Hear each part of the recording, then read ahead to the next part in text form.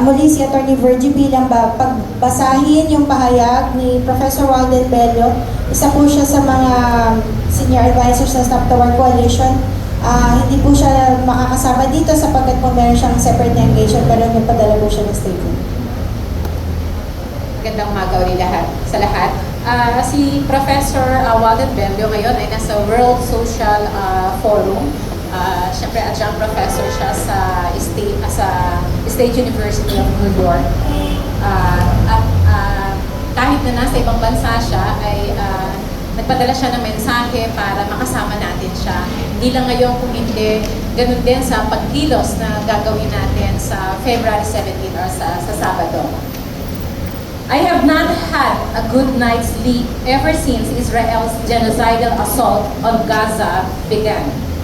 I think many of us here have had the same experience.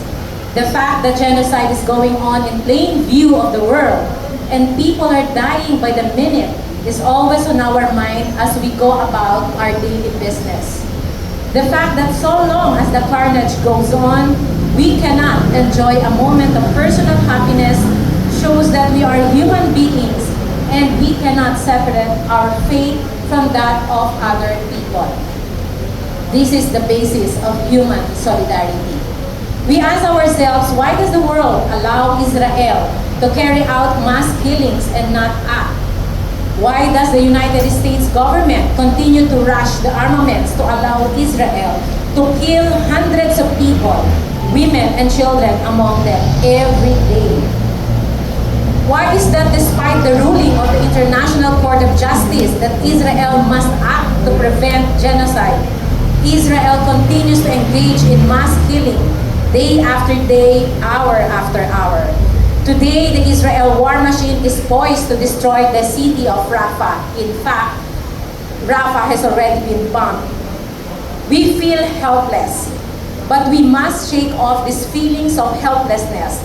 Despite its inability to change Israel and the U.S. behavior in the short term, the ruling of the ICJ will have a long-term effect, not only in eroding the legitimacy of the Zionist state, but also in opening up more ways of concretely weakening its ability to commit genocide. As the Palestinian Anti-Apartheid Coordinating Committee has pointed out, the ICJ ruling provides the global civil society the opportunity to take action to racket up the pressure on Israel and its main accomplice in genocide, the United States. These measures include pressuring our governments to do the following: imposing a two-way military embargo on Israel, work to adopt a mandatory arms embargo on it at the UN, katulad ng ginawa ng Spain, ng Belgium, ng Japan, and adopting other punitive measures to prevent and suppress its acts of genocide, and ending the provision of economic and diplomatic support to it. Imposing lawful and proportionate economic sanctions and other countermeasures on Israel, including canceling all free trade and cooperation agreements until it adheres to its obligations under international law. Taking immediate action to expel Israel from international fora, including the United Nations General Assembly, the International Olympic Committee, FIFA, and others.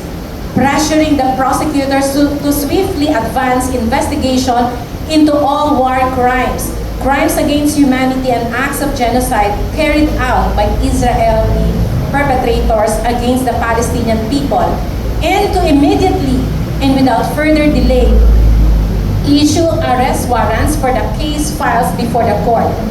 They must also ensure the court is fully resourced to ensure the viability of the investigation into the situation in Palestine. Arresting and prosecuting, including by applying universal jurisdiction, Israeli nationals, including government officials or persons present on their territory or within their jurisdiction who have incited to genocide, supported genocide, or carried out genocidal acts against the Palestinian people. Acting on the responsibility to ensure that corporate entities and institutions domiciled in their territory or under their jurisdiction will cease and desist from aiding and abetting Israel's genocide and other crimes under international law, including the crimes against humanity and of apartheid against the Palestinian people. Joining the large and increasing number of states in the Global South in supporting South Africa's genocide case against Israel at the ICJ. It has been pointed out that after 100 days of genocide, Israel has not achieved any of its military and political objectives. It certainly has not destroyed Hamas. I interviewed the Hamas leader Osama Hamdan in Beirut in 2004 and asked him if he did not fear for his life given his being a high-profile leader of the organization Hamas. Here was his answer. I am on 2 assassination lists, one with 6 names and another with 12 names. But I am living my own life normally. I eat breakfast with my children.